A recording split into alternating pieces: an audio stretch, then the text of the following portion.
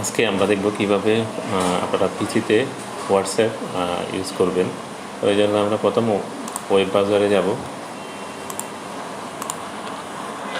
লিখব web.whatsapp.com।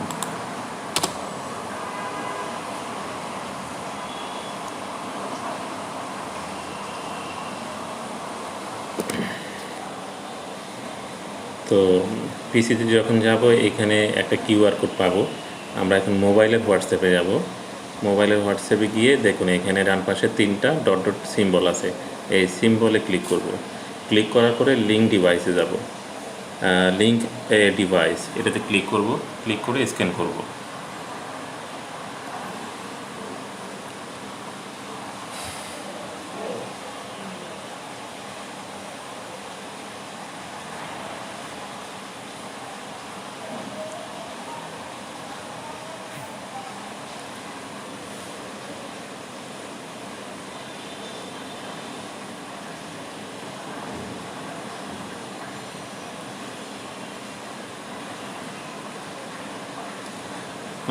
Already log in হয়ে গেছে।